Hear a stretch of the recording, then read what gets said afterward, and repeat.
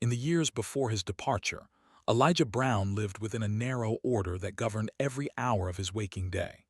The Hale plantation lay in a shallow valley where the soil was dark and forgiving, bordered on three sides by rising timbered slopes.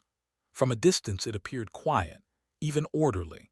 The long tobacco rows running straight as ruled lines, the slave quarters kept at a measured distance from the main house. Yet within that order there was little rest.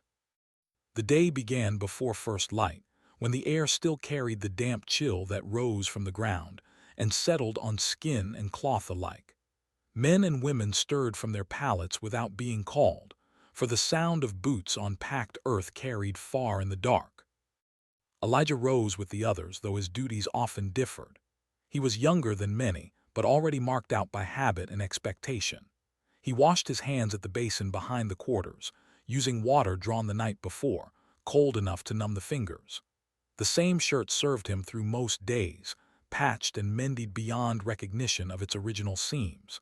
When the overseer assigned labor, Elijah was often sent apart from the field hands, directed toward sheds or ditches where tools were kept. He worked under instruction, but with an attention that drew notice. He was not quick in speech and seldom looked up unless addressed directly. What he did was measured and careful, each cut and fitting done as though error were a debt that would one day be collected. Thomas Hale observed him from a distance at first. Hale was not a man given to idle curiosity, yet he was attentive to output and improvement. He noticed that where Elijah had worked, structures held longer, channels ran truer, and repairs did not require repeating. The plantation's irrigation ditches, once prone to collapse after heavy rain, began to hold their shape. Small wooden gates set into the channels allowed water to be diverted without waste. These changes were not dramatic, but they were steady, and Hale took note. Elijah was permitted access to tools not usually entrusted to enslaved men. He was shown how to plane a board smooth, how to fit a joint so that it bore weight evenly. Hale spoke of these things as one might speak of livestock breeding or soil composition, matters of efficiency rather than instruction. Elijah listened. He did not ask questions aloud, but he watched. When shown a device, he studied not only its use but its balance, the way force traveled through wood and iron. In the evenings, after the work bell had ceased, and the quarters settled into low murmurs and the occasional cough, Elijah sometimes traced shapes in the dirt with a stick, testing arrangements only he seemed to understand. Life on the plantation followed the same cycle year after year: planting, tending, harvesting, curing. The tobacco barns filled with their dry, heavy smell. Smoke from the curing fires drifted low across the fields, clinging to clothes and hair. The enslaved were counted at night and again at dawn. Names were spoken, but they functioned less as markers of personhood than as entries in a ledger. Elijah's name appeared in those records, sometimes with notations regarding his assignments. He was listed as valuable, though no figure was written beside the word. Sarah Hale moved through the house above these routines, aware of them but seldom engaged. From the upper windows she could see the fields and the line of the forest beyond. The mountains rose in the distance, their outlines softened by haze. She had come from flatter country and found the enclosing slopes unsettling. They seemed to press inward, holding the valley in place. On certain days, when the air was still, she imagined that sound did not travel beyond them, that voices and cries were absorbed by the trees. Elijah had been born on the plantation. His mother had died when he was still small, and her name was no longer spoken with certainty. Older hands recalled her as quiet and steady. From them, Elijah learned the unspoken rules that governed survival: when to speak and when to remain silent, how to read a man's temper from the set of his shoulders, how to endure without appearing to resist. He did not display anger. If he felt it, it was contained, turned inward, observed. When he was sent into the nearby woods to cut timber or repair fencing, he moved differently than the others. He noted the slope of the land, the way water ran after rain, the paths animals favored. He saw where roots broke the surface and where ground gave slightly underfoot. These observations were not recorded, but they accumulated. The forest was not unfamiliar to the plantation, but it was treated as boundary rather than domain. Few went far into it unless required. The power imbalance was constant and visible. Hale's authority was enforced through overseers and law, but also through custom. There was no expectation that Elijah's skills altered his position. He was praised in passing, corrected when necessary, and returned to his place. When visitors came, Hale sometimes demonstrated improvements made to the plantation, gesturing toward channels or structures Elijah had built. Elijah stood nearby, silent, his presence acknowledged only as function. At night the quarters settled early. Exhaustion left little room for talk. Occasionally someone spoke of the mountains, of places where people had gone and not returned. Such talk was discouraged, not formally but through silence. Elijah listened. He did not repeat these stories. He stored them. The seasons passed. Elijah grew into a man without ceremony. His back strengthened, his hands hardened. He continued to build and repair. Hale's interest in him sharpened, taking on a quality that was not entirely practical. He asked questions not about Elijah's thoughts but about how long a structure might last, how much weight it could bear, how it would fail if overloaded. Elijah answered plainly. He did not speculate beyond what he knew. By the summer of the year in question, tension lay beneath the surface of daily life. It was not marked by open conflict. Rather, it was the accumulation of small observations. Hale watched Elijah more closely. He noted absences, however brief. Elijah's movements were still accounted for, but Hale's gaze lingered. Sarah observed this with unease she could not articulate. In her diary, she wrote of restlessness, of her husband's preoccupation with matters that should have been settled. On a morning in July, Elijah did not appear for the count. The bell rang. Names were called. His was spoken, then spoken again. A search of the quarters followed, then the sheds. His tools were gone. The woods beyond the fields lay quiet, offering no sign. The plantation resumed its routines, but something had shifted. The valley felt altered, though nothing visible had changed. The mountains remained where they had always been, silent and unmoved. Hale stood at the edge of the fields and looked toward them for a long time. He did not speak. Those who watched him understood that whatever order had governed their days now contained a break, small but irrevocable. The absence of Elijah Brown did not at first disrupt the machinery of the plantation in any visible way. Work continued, fields were tended, and the overseer's voice still carried across the rows at the same hours as before. Yet beneath that continuity ran a current of unease that could not be addressed directly. A man missing from the ledger was not unusual in the broader accounting of the region, but this absence carried a different weight. Elijah had not fled in haste. There was no discarded shoe, no sign of panic near the tree line. His tools were gone, taken deliberately, and that fact unsettled Thomas Hale more than he admitted aloud. Within days, Hale sent word to neighboring plantations. His tone was firm, not pleading. He described Elijah not as a common runaway but as property of particular value. The phrasing was careful. He did not speak of personal affront, though it was evident in his manner. He requested information, sightings, assistance if required. Some neighbors replied with routine assurances. Others remained silent, perhaps unwilling to involve themselves too deeply. Still, the expectation was clear. Elijah was to be returned. Hale's response departed from custom almost immediately. Where other planters might have hired men whose profession lay in retrieval, Hale announced his intention to lead the pursuit himself. This decision was remarked upon quietly. It was understood as unusual, though no one challenged it openly. Authority in such matters was rarely questioned, and Hale's standing was sufficient to silence doubt. Sarah Hale observed the change in her husband with growing concern. He spent evenings bent over maps that were little more than approximations, studying contours and notations that offered scant guidance in terrain he had seldom entered.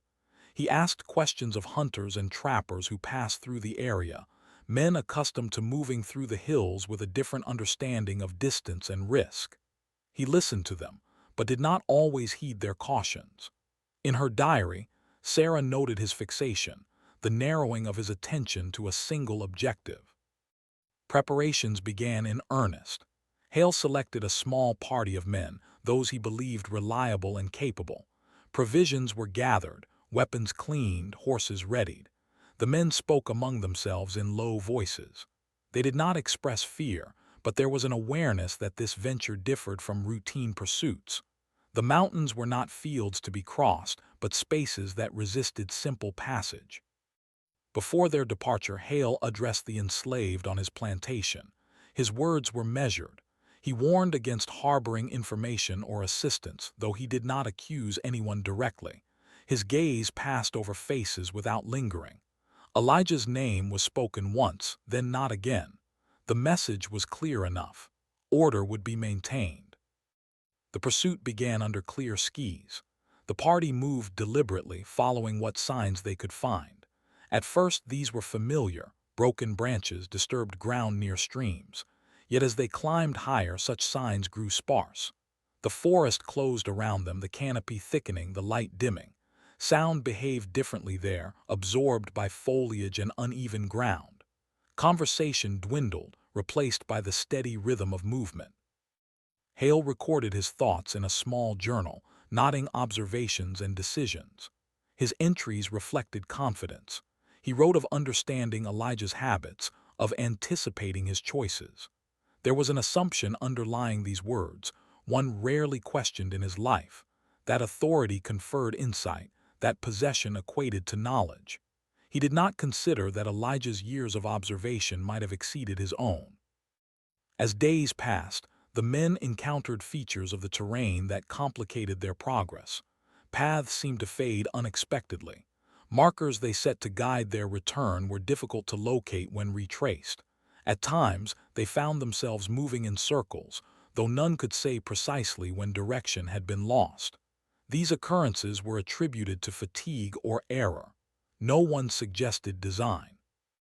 The first indication that something was amiss came not as a dramatic event, but as an accumulation of small irregularities. A rope discovered stretched between trees at knee height, easily stepped over but placed where no animal trail ran. Branches arranged in a manner that suggested disturbance, yet led nowhere. Hale examined these closely. He dismissed them aloud as chance or remnants of prior activity. Privately, his journal entries grew more terse. As the days extended beyond the planned duration, unease deepened. Provisions dwindled. The men spoke less. Hale pressed on, driven by a resolve that bordered on compulsion. He believed retreat would signal weakness, both to his companions and to the unseen object of their pursuit. The power imbalance that had defined his relationship with Elijah could not be allowed to invert, even symbolically. Back in the valley, Sarah waited. Each day without word compounded her anxiety. She wrote of dreams in which the mountains loomed closer, their slopes pressing against the house. She imagined voices carried on the wind, indistinct and distant.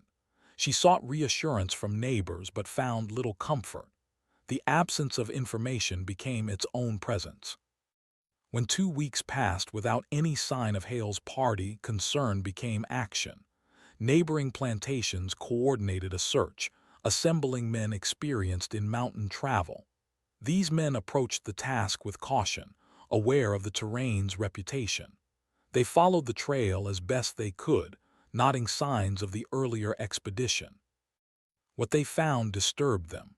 The remnants of a camp lay abandoned on an eastern slope, provisions left untouched, personal items scattered.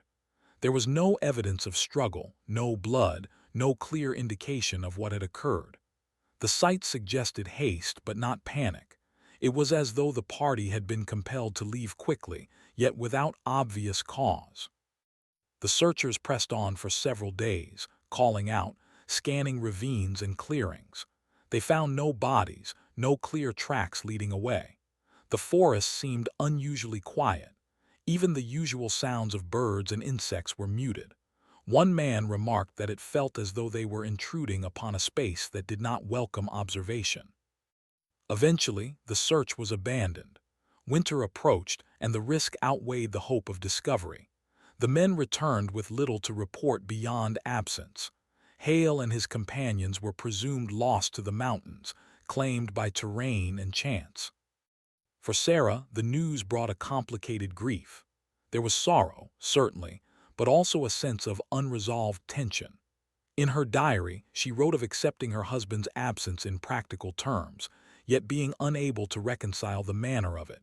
She described dreams in which he called from within the mountain, not in distress, but in a tone of insistence that suggested understanding rather than fear. Throughout the county, the disappearance altered perceptions. The mountains, once regarded as marginally dangerous but navigable, acquired a new character. Stories circulated quietly, often hedged with disclaimers. People spoke of patterns emerging, of men vanishing without trace. These accounts were not shared openly, but they spread nonetheless, carried by implication and silence. Elijah Brown's name was not spoken publicly in connection with these events. Officially, the disappearances were attributed to the wilderness. Privately, doubts grew. The idea that an escaped enslaved man might exert such influence was unsettling, challenging assumptions that underpinned the social order. Authority responded not by addressing these doubts but by tightening control. Patrols increased. Restrictions were emphasized. Fear, once diffuse, began to take shape. The first signs of injustice lay not only in the pursuit itself, but in the response it provoked. The system that had defined Elijah's life sought to reassert itself through force and denial. In doing so, it revealed its own fragility. The mountains remained silent, offering no clarification. In that silence, fear took root, and with it, a willingness to believe that the established order might not extend as far as it claimed. In the months following the failed search for Thomas Hale and his party, the rhythm of life in McDowell County tightened perceptibly. What had once been governed by habit and unspoken rule was now shaped by deliberate adjustment. Plantation owners met more frequently, though seldom in formal assembly. Conversations took place on porches at dusk or within closed rooms, their tones low and guarded. The subject was rarely named outright, but it was understood. A man remained at large in the mountains, and his continued freedom represented more than a loss of property. It suggested a failure of control. Rules governing the movement of enslaved people were reinforced. Passes were checked more often. Night travel between plantations was curtailed. Patrols increased along the valley edges, their presence justified as precautionary. These measures were not accompanied by overt declarations, but by a steady accumulation of small restrictions. Those subject to them understood their purpose without needing it explained. Fear spread quietly. It did not manifest as panic but as vigilance. Overseers watched more closely. Questions were asked where previously silence sufficed. Any absence, however brief, was noted. The woods that bordered the fields became spaces of suspicion. Work assignments were adjusted to limit time spent beyond clear sightlines. The forest, once a resource, was recast as threat. At the same time, pressure mounted among the plantation owners themselves. Letters preserved from this period reveal a shift in tone. Where correspondence had once focused on yields and markets, it now included references to security and precedent. One man wrote of the danger in allowing the matter to linger unresolved, warning that stories, once allowed to grow, could undermine confidence among those who depended on certainty. Another cautioned against excessive force, not out of concern for justice, but for fear of provoking further resistance. The absence of Thomas Hale weighed heavily on these discussions. His disappearance was not easily dismissed. He had been known as capable and determined. If such a man could vanish without trace, what did that suggest about the limits of authority in the mountains? This question remained unspoken, but it informed decisions nonetheless. Rumors began to circulate of strange findings in the hills. Hunters reported encountering arrangements of branches that did not conform to animal behavior. Trappers spoke of ropes strung at odd heights, easily avoided but clearly placed. These accounts were shared cautiously, often prefaced with disclaimers about imagination or fatigue. Yet the consistency of their details lent them credibility. One such account, recorded later in the county register, described a device encountered near a narrow gap between ridges. A series of ropes and counterweights were attached to trees in a manner that suggested intentional design. The trapper who found it paused to examine the construction, noting its balance and ingenuity. He reported standing in quiet admiration before considering its possible purpose. He did not linger. These discoveries prompted renewed discussion among the county's authorities. Some argued for a coordinated effort to address the situation directly. Others counseled restraint, pointing to the failures already suffered. There was no consensus. The mountains resisted easy solutions. Meanwhile, life on the Hale plantation continued under altered circumstances. Sarah Hale managed affairs with assistance from relatives and overseers. She maintained outward order, though the absence of her husband left a void that could not be filled administratively. In her diary, she wrote of days passing without distinction, of the house feeling larger and quieter. She avoided the windows that faced the mountains. Her writings from this period reveal an increasing ambivalence toward the pursuit of Elijah. She questioned, though only privately, the necessity of continued efforts. Thomas had been gone for over a year, presumed dead. What purpose did further pursuit serve? Yet she also understood the expectations placed upon her position. To question openly would invite scrutiny she did not desire. As winter gave way to spring, sightings of a solitary figure on distant ridges were reported. These were fleeting, often occurring at dawn or dusk. Those who claimed to see him described a man moving with familiarity through terrain others found forbidding. He was never approached closely. The figure appeared, then vanished into the forest. Such reports intensified unease. Plantation owners began to refer to Elijah in their correspondence not merely as a runaway, but as an adversary. This shift in language was subtle but significant. It acknowledged, however reluctantly, a degree of agency previously denied. With that acknowledgement came fear. Efforts to capture him grew more aggressive. Rewards were offered, some sufficient to attract professional slave catchers from neighboring states. These men arrived with reputations for efficiency and brutality. They brought dogs trained to follow scent, equipment designed to restrain and transport human beings. Their confidence was pronounced, their methods familiar. Yet even among these men, caution surfaced. They listened to local accounts, studied the limited maps available, and prepared extensively. They spoke of the mountains with respect, acknowledging hazards beyond human opposition. Still, they believed their experience sufficient to overcome such obstacles. One such man, Ezekiel Monroe of North Carolina, arrived in the autumn with a small team. His reputation preceded him. He was known for persistence, for methods that left little room for escape. Local authorities placed considerable hope in his expedition. He spent weeks interviewing those who had known Elijah, gathering details about his habits and skills. He examined reports of discovered traps with professional interest. Monroe declared publicly that he would return within a set number of days, either with Elijah Brown or proof of his death. This declaration was meant to reassure. It had the opposite effect. The certainty of his tone underscored the stakes involved. Failure would not easily be dismissed. Sarah Hale recorded her thoughts during this period with notable restraint. She observed the community's divided sentiment. Some spoke with renewed hope, others with quiet doubt. She herself felt detached, having already accepted her husband's absence. She wrote of finding something unseemly in the continued pursuit, as though the community persisted in a contest whose terms it did not understand. As Monroe's party departed, the atmosphere in McDowell County grew tense. Days passed without word. When the expected time elapsed, concern resurfaced. A local hunting party volunteered to follow Monroe's trail but returned quickly, reporting an unusual silence in the forest. One man described it as walking into a painting rather than a living place, the absence of sound more disturbing than any overt threat. By the end of the month, Monroe and his entire party were declared missing.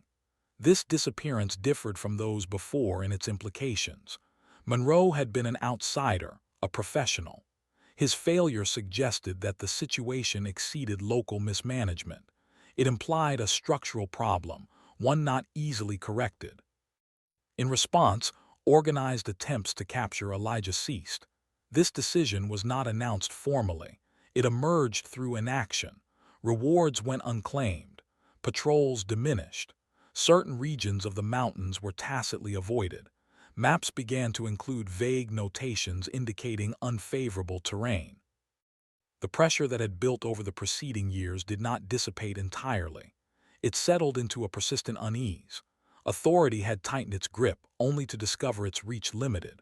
Options had narrowed.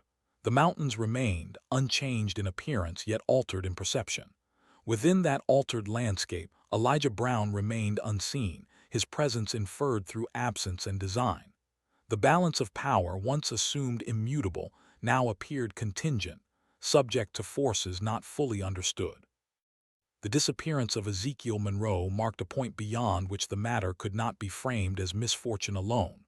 Until then, the losses had been explained, however unconvincingly, by terrain and chance. Men had gone into the mountains and failed to return, and such things, while unsettling, were not without precedent. But Monroe's failure carried a different implication. He had arrived as an instrument of authority sharpened by experience, confident in methods proven elsewhere. When he vanished, the explanation that remained was not one the community was prepared to accept openly. In the weeks following Monroe's disappearance, the county entered a period of strained quiet. There were no formal announcements, no declarations of cessation. Instead, conversations stopped mid-sentence when the subject arose. Men who had spoken confidently before now avoided direct reference. The mountains, once discussed as obstacle, were treated as boundary. Certain hollows were no longer named. Paths once used fell into disuse without instruction. This withdrawal did not reflect mercy or reconsideration of the system that had produced the pursuit. Rather, it signaled recognition of risk. The line crossed was not moral, but practical. Authority had extended itself into a space where it no longer functioned as expected, and the cost of further assertion had become too high. Accounts from this period describe an increase in reported discoveries, though fewer men were willing to investigate them closely. Hunters found arrangements of rope and wood that suggested intention rather than accident. Some appeared newly fashioned, others weathered enough to blend with the forest. None were accompanied by signs of struggle or remains. The absence of bodies became itself a source of dread. There was no confirmation of death, only removal. One report, later preserved in county papers, described a series of concealed pits encountered by a pair of men searching for lost livestock. The pits were shallow enough to avoid immediate injury, but deep enough to prevent easy escape. The men did not enter them. They noted their construction and withdrew, choosing not to report the exact location. Fear outweighed duty. It was during this period that language in private correspondence shifted further. Elijah Brown was no longer described as merely elusive. He was referred to as calculating, deliberate. One planter wrote to a cousin that the devices discovered suggested a mind trained not just in mechanics, but in anticipation of human behavior. This observation was unsettling not for its content, but for its implication. It suggested parity of intellect where none was supposed to exist. The line crossed was also evident in the treatment of information. Local authorities began to suppress details, discouraging the spread of accounts that might inflame concern. Reports were filed without elaboration. Search efforts, when they occurred, were brief and limited. The official narrative returned to the hazards of wilderness, though fewer seemed convinced. Sarah Hale continued to record her thoughts, though her entries grew shorter. She noted the community's reluctance to speak, the way gatherings dissolved when certain topics arose. She wrote of feeling detached from the pursuit, her grief having settled into something closer to resignation. Thomas had been gone too long for hope, yet his absence still shaped her days. In one entry, she reflected on Monroe's disappearance with a candor absent from earlier pages. She wrote that there was something unseemly in the continued attempts, as though the pursuit itself had become a kind of trespass. She did not articulate sympathy for Elijah, but she questioned the necessity of further action. This questioning remained private, confined to ink and paper. The enslaved population observed these developments with a mixture of caution and awareness. They were not informed of details, but they noticed changes. Patrols that had once intensified now diminished. Overseers spoke less of retrieval and more of containment. The forest, once a source of anxiety due to restriction, now carried a different weight. It was spoken of as dangerous, but also as a place where authority hesitated. Stories circulated quietly among the quarters. They were not celebratory. They spoke of traps that did not kill, of men led astray and separated. These accounts emphasized endurance rather than confrontation. Elijah was not described as a figure of vengeance, but as one who had learned to use what he had been taught. Such stories were shared cautiously, aware of the risks of being overheard.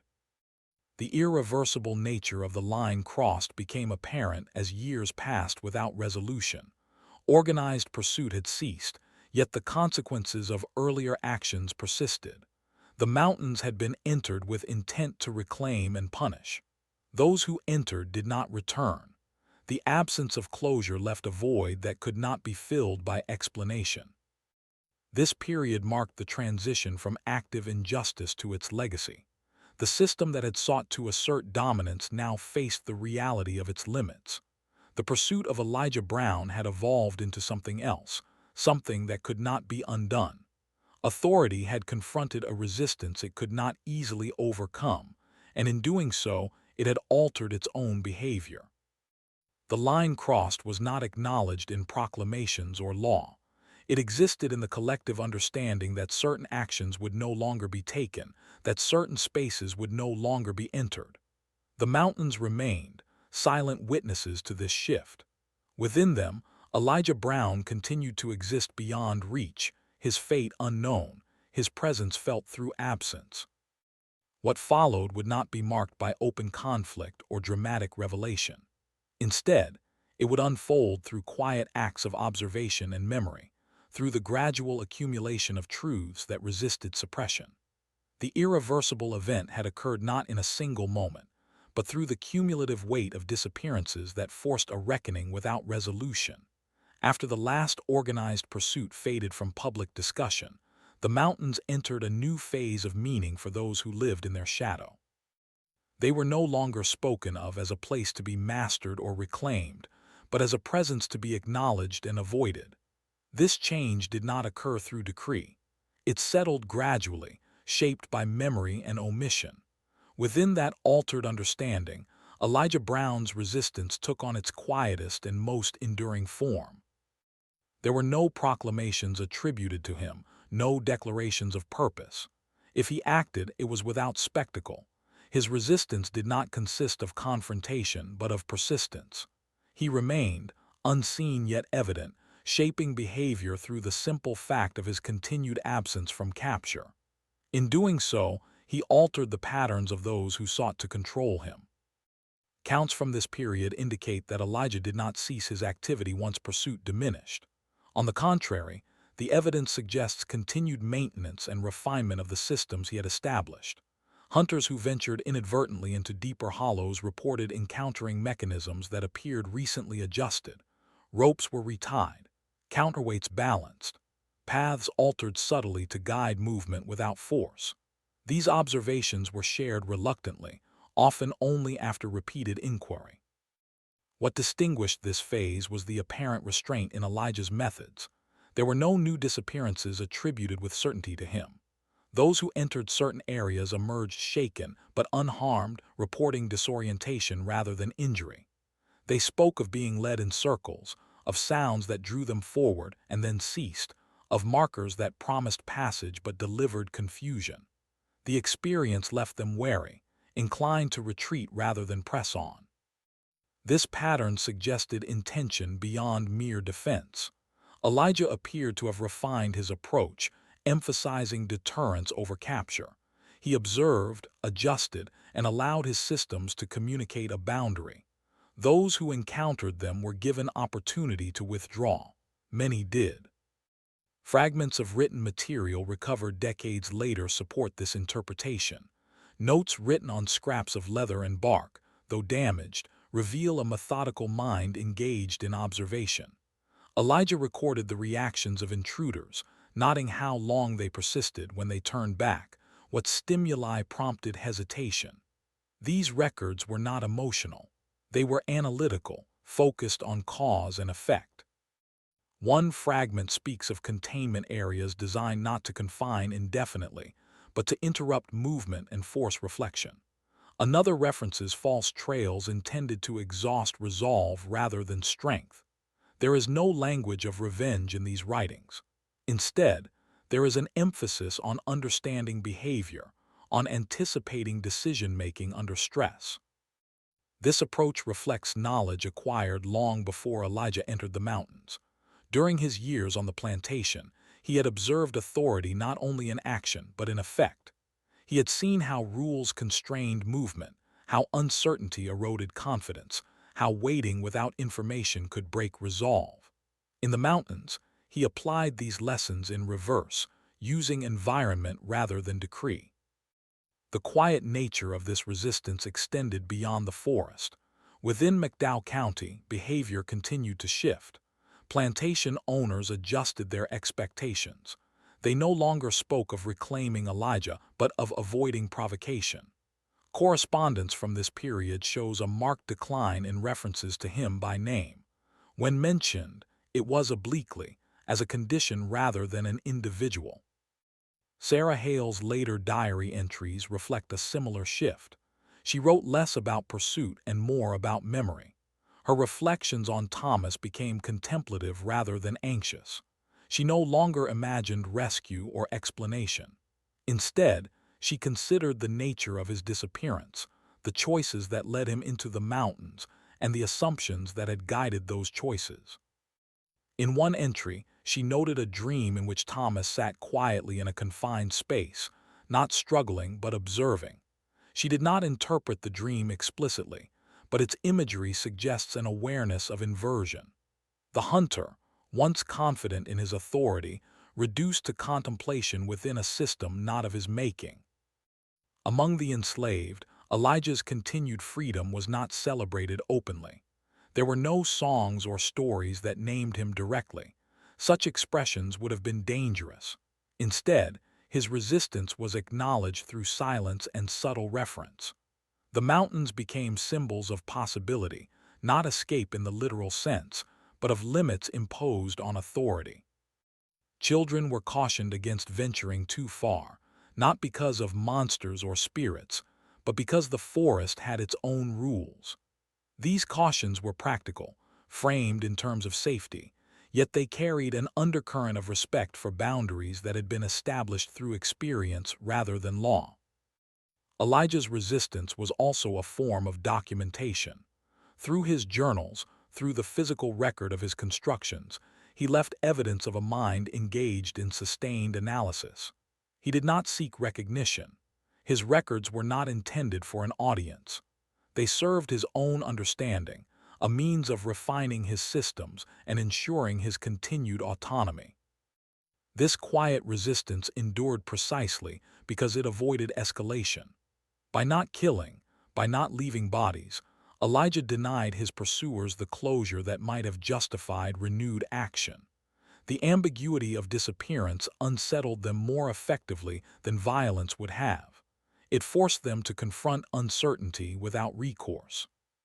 Over time, this approach reshaped the relationship between the community and the mountains. Certain areas became known, if not officially, as places best left alone. Maps reflected this through vague notation. Development plans stalled without explanation. The absence of overt conflict allowed these changes to occur without challenge. Elijah Brown remained unseen, yet his influence persisted. His resistance was not a single act but a sustained condition. It existed in the altered behavior of those around him, in the boundaries they respected without acknowledging why. It was resistance that required no declaration, no audience, only continuation. In this phase, the injustice that had defined Elijah's life was neither corrected nor forgotten. It was inverted. The system that had sought to control him now adjusted itself around his continued presence. Authority did not concede error, but it adapted, quietly, reluctantly, to a reality it could not erase. As the years passed and the immediate shock of disappearance receded, the institutions that governed McDowell County and the surrounding region began a gradual process of erasure. This erasure did not take the form of destruction or overt falsification. It was accomplished through omission, delay, and the careful narrowing of what was considered worthy of record. In this way, the case of Elijah Brown was neither resolved nor preserved. It was contained. County records from the period show a noticeable thinning of detail. Reports that once included descriptive passages were reduced to brief notations. Search efforts, when mentioned at all, were recorded as routine patrols yielding no results. The language of uncertainty was replaced with the language of inevitability. Men had gone missing in the mountains, and such losses were attributed to terrain, weather, or poor judgment. No further explanation was deemed necessary. This approach served multiple purposes. It protected local authority from scrutiny by framing events as natural rather than systemic. It avoided provoking further fear by limiting the circulation of unsettling details. Most importantly, it prevented the emergence of a narrative that might challenge the established order. To acknowledge that an escaped enslaved man had successfully resisted capture through deliberate design would have required confronting assumptions too deeply embedded to be examined safely. Correspondence between plantation owners from this period reflects a shared understanding of this necessity. Letters speak obliquely of the need to control discussion, to prevent speculation from spreading beyond manageable bounds. One writer cautioned that excessive attention to the matter could inspire dangerous ideas among those already inclined to question their condition. Another suggested that silence was preferable to resolution, as ambiguity discouraged imitation. This institutional denial extended beyond written records. Public discourse avoided the subject. When asked directly, officials responded with rehearsed explanations emphasizing the hazards of wilderness travel. The mountains were presented as indifferent forces, incapable of intention. Any suggestion to the contrary was dismissed as superstition or exaggeration. Yet this denial required constant maintenance. The physical evidence did not disappear. Hunters and surveyors continued to encounter signs of human modification deep in the forest. Wooden mechanisms weathered but intact were discovered and quietly abandoned. Reports filed by professionals sometimes included references to unusual constructions, but these were buried beneath technical language or excluded from final summaries. One surveyor, working for a mining concern, described in his initial report a network of interconnected devices spanning several acres. He noted their sophistication and requested reassignment shortly thereafter. The official explanation cited personal concerns and safety issues. His detailed observations were not included in subsequent documentation. The project itself was delayed, then abandoned, with no public acknowledgement of the underlying cause. Academic inquiry faced similar obstacles. When archaeological surveys were proposed decades later, access to certain areas was restricted under the pretext of preservation. Findings that suggested extensive human engineering were classified or placed under limited access. Official statements emphasized the protection of sites from vandalism, though internal correspondence hinted at unease regarding interpretation. This pattern of suppression was not coordinated through a single authority. It emerged organically from shared interest.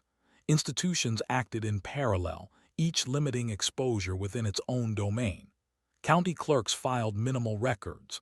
State officials restricted access. Academic bodies redirected focus. Together, these actions created a gap in the historical record that was difficult to bridge. Individuals who attempted to preserve alternative accounts often did so privately. Journals and letters survived only by chance, stored in attics or family collections. These writings reveal a tension between personal observation and public silence. Physicians noted the psychological impact of unresolved disappearance on families. Teachers recorded children's beliefs shaped by whispered warnings. Clergy mentioned encounters that unsettled them, though they refrained from interpretation. One physician, serving several prominent families, wrote of what he termed a contagion of dread. He observed that patients expressed greater distress over uncertainty than confirmed loss. Dreams of loved ones trapped rather than dead were common. He attributed these symptoms to prolonged ambiguity, a condition exacerbated by the absence of official acknowledgement. Despite institutional efforts, the truth surfaced intermittently through witness accounts. A member of Monroe's party was eventually found wandering far from the mountains, severely weakened and mentally distressed. His statements were fragmented, difficult to corroborate. He spoke of being studied, of traps designed not to kill but to separate and disorient. He died shortly after, his testimony recorded but not pursued. This account posed a challenge to denial. It suggested intentional design and psychological manipulation. Rather than investigate further, authorities allowed the matter to fade. The man's death closed the inquiry without resolving it. His words entered the record as anecdote rather than evidence. Institutional denial also manifested in the treatment of physical spaces. Areas associated with disappearances were labeled unsuitable for development. This designation discouraged exploration without requiring explanation. Maps included vague warnings. Roads were planned around these regions rather than through them. Over time, avoidance became normalized. Sarah Hale's later years illustrate the personal cost of this denial. When she eventually sought legal recognition of her husband's death, the process was procedural and impersonal. Papers were filed, declarations made. There was no inquiry into circumstances beyond what was already recorded. The system required closure without understanding. In her final diary entries, she reflected on this process with subdued resignation. She accepted the legal conclusion while acknowledging its inadequacy.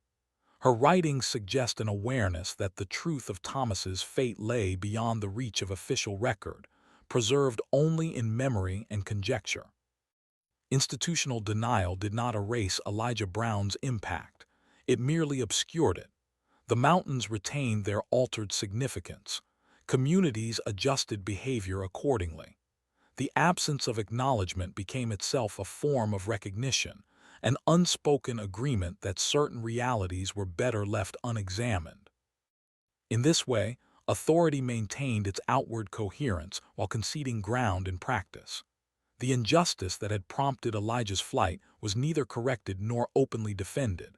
It was subsumed into silence. What remained was a landscape shaped by actions unrecorded, and a history defined as much by what was omitted as by what was preserved. Though institutions worked to confine the case of Elijah Brown to silence and omission, time proved less accommodating. The passing of years did not erase evidence so much as reposition it. What had once been immediate and threatening became distant enough to examine, though never fully without consequence. Truth surfaced not as a single revelation, but through accumulation, appearing in fragments preserved beyond the reach of coordinated denial. By the middle of the next century, the region had changed in ways both visible and subtle. Some valleys were developed, timber cut and regrown, roads laid where terrain allowed. Yet certain areas remained conspicuously untouched. These omissions drew the attention of surveyors and planners, who encountered resistance not from law but from circumstance. Projects stalled due to unexplained difficulties. Equipment malfunctioned. Workers reported disorientation and unease. Official explanations cited unsuitable ground. It was during preparations for a highway project that a more systematic investigation occurred. Archaeologists surveying a remote hollow uncovered the remnants of a living space built into the mountain's side. The construction was deliberate, integrated with the surrounding rock and timber. Artifacts recovered from the site were dated to a period spanning several decades, beginning shortly before Elijah Brown's escape and extending well beyond the cessation of organized pursuit. What distinguished the site was not merely its age, but its complexity. Mechanical systems were found throughout the surrounding forest, many still functional in principle. These included counterweighted branches designed to signal movement, false paths leading to dead ends or circular routes, and concealed enclosures sized for human containment. The design emphasized control of movement and perception rather than physical harm. The lead archaeologist on the project documented these findings in detail. Her report described engineering skill exceeding expectations for a person with limited formal education in the mid-19th century. She noted the interconnected nature of the mechanisms, suggesting a unified system rather than isolated traps. This observation challenged prevailing assumptions and prompted concern among officials overseeing the project. Access to the complete report was restricted. Official statements emphasized preservation and safety, but internal correspondence revealed discomfort with the implications. To acknowledge the findings fully would require revisiting the historical narrative of the region, including the dynamics of enslavement and resistance. The report was filed, but its circulation was limited. Among the artifacts recovered were fragments of a journal written on durable materials such as leather and bark. Much of the text was damaged, but certain passages remained legible. These writings provided direct insight into Elijah's perspective. He wrote of applying principles learned under compulsion to secure his freedom. He described the mountain as both refuge and instrument, a space that could be shaped to serve his purpose. One fragment articulated his understanding of pursuit as a process that revealed the pursuer's habits and weaknesses. He observed patterns, adjusted designs, and refined his systems accordingly. The tone was analytical, devoid of triumph or malice. It reflected a mind engaged in problem-solving rather than vengeance. Another artifact drew particular attention: a small bound book containing detailed observations of human behavior under conditions of disorientation and isolation. Entries described reactions to specific stimuli, endurance thresholds, and methods of leveraging psychological uncertainty. The text suggested a systematic study of how to break resolve without physical violence. This knowledge, the archaeologist noted, would have been acquired through lived experience during years of confinement. These findings corroborated accounts preserved in oral histories and scattered documents. Descendants of both enslaved individuals and local residents recounted stories passed down with caution. Elijah was remembered not as a violent figure, but as one who understood the mountains and the minds of those who entered them.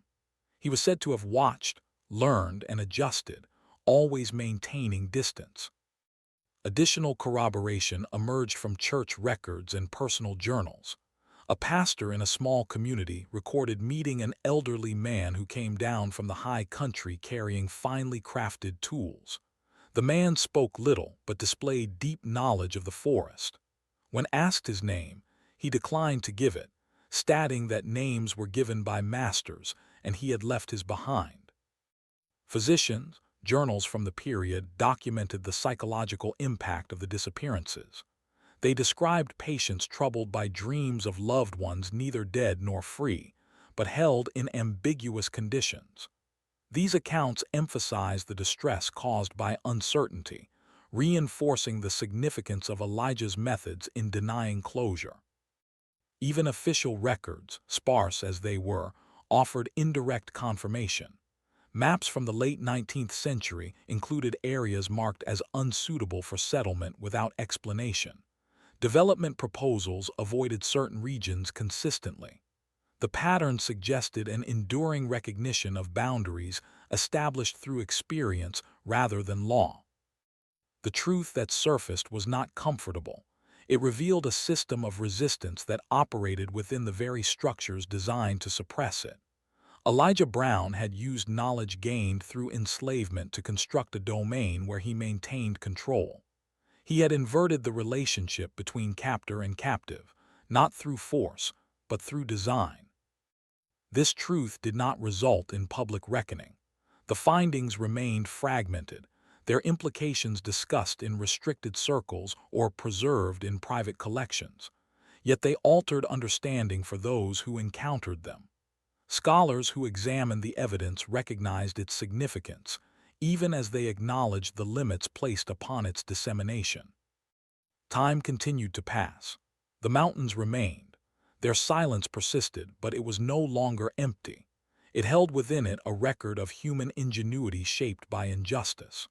The truth had surfaced, not to resolve the past, but to complicate it, leaving behind a legacy that resisted simple interpretation or closure. The effects of Elijah Brown's presence in the mountains did not end with his disappearance from record. They settled instead into the landscape and the habits of those who lived near it, shaping decisions long after the immediate events had faded from memory. This aftermath unfolded without resolution, marked by gradual accommodation rather than reckoning. By the latter half of the 19th century, McDowell County had adjusted to a quiet understanding. Certain regions of the high country were avoided without formal prohibition. People spoke of them indirectly, using descriptions rather than names. Hunters altered routes. Surveyors filed reports that redirected projects elsewhere. These choices were justified through practical language, yet their consistency suggested a shared awareness that exceeded official explanation. Sarah Hale sold the plantation some years after Thomas was declared legally dead. The transaction was unremarkable in legal terms, but it marked the end of her connection to the valley that had shaped her adult life. She relocated to live with relatives, carrying with her only what could be packed and transported. Her final diary entries regarding her husband were brief. She wrote not of loss, but of acceptance, acknowledging that time had rendered pursuit meaningless. In one entry, she wondered whether Thomas had found what he sought in the mountains, or whether he had encountered something that altered his understanding beyond return. No marker was erected for Thomas Hale in the valley or the hills. His absence became a fact rather than a mystery, folded into the larger pattern of lives lost to ambition and assumption. Elijah Brown's fate remained similarly unrecorded. There was no death certificate, no burial site acknowledged by authorities. His continued existence was inferred through sporadic accounts and material evidence rather than confirmed. Oral histories collected in the early 20th century preserve these inferences. Elders spoke of a man who lived alone in the high country, known for craftsmanship and restraint. He was said to appear briefly on seldom-used paths, offering guidance before disappearing into the forest. These accounts were delivered without embellishment, their tone respectful but cautious. Elijah was neither celebrated nor condemned. He was remembered as a presence that demanded acknowledgement. Children growing up in the region inherited these understandings indirectly. They were warned away from certain hollows not through tales of monsters, but through reminders of difficulty and risk. The mountains were described as discerning rather than hostile, capable of distinguishing between those who belonged and those who did not. This language reflected a moral geography shaped by experience. Physical remnants of Elijah's systems continued to surface sporadically. Timber crews reported uncovering wooden mechanisms integrated into trees, worn smooth by decades of exposure. These discoveries were often followed by the abandonment of work in the area, attributed officially to unsafe conditions. Privately, workers spoke of unease, of feeling observed or directed by arrangements they could not fully comprehend. Academic interest waxed and waned. Periodic surveys detected anomalies suggestive of extensive human modification, yet excavations yielded only partial confirmation. Natural processes had obscured much of what once existed, blending deliberate design with geological formation. This ambiguity frustrated definitive conclusions and reinforced caution among investigators. The psychological impact of the original disappearances lingered in subtler forms. Physicians and social observers noted a persistent wariness among residents regarding authority and boundary. There was an awareness that control had limits, that certain assertions of power carried consequences beyond intention. This awareness did not translate into open resistance, but it informed behavior. Elijah Brown's legacy was thus not contained within a single narrative. It existed in absences, in altered maps, in decisions made quietly and without attribution.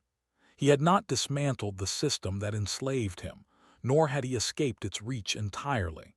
What he had done was create a space where its assumptions failed to operate as intended. The lack of physical violence in the historical record remained striking. Bodies were never recovered. Deaths were not confirmed. Instead, there were vanishings that resisted categorization. This absence denied closure to families and authorities alike. It forced a confrontation with uncertainty that no institution could fully manage. In later years, historians examining the case emphasized this aspect. They noted that the fear which spread through the region was rooted not in atrocity, but in ambiguity. People were disturbed less by what they knew than by what they could not confirm. Elijah's methods exploited this vulnerability, turning uncertainty into deterrence. By the time the 20th century drew to a close, the story of Elijah Brown had faded from public consciousness, preserved primarily in specialized studies and local lore. Yet its influence persisted. Certain areas of the mountains remained undeveloped despite economic incentive. Residents continued to advise caution. The landscape itself bore the imprint of choices shaped by a man who had refused to be reclaimed. There was no celebration in this outcome. The injustice that defined Elijah's early life was not undone. It remained part of the historical fabric, acknowledged unevenly and often reluctantly. Elijah's resistance did not restore balance. It exposed imbalance and forced adaptation. The final impression left by the case is one of unresolved tension. The mountains stand as they always have, indifferent in appearance, yet altered in meaning. They became a domain where authority learned restraint, not through moral awakening, but through experience of its limits. Elijah Brown's story concludes without resolution, as many historical accounts do. There is no definitive end, no moment of reckoning. What remains is a quiet transformation, a landscape shaped by intention, a community shaped by memory, and a history shaped as much by silence as by record. In that silence lies the enduring consequence of a man who chose not to vanish, but to remain beyond reach.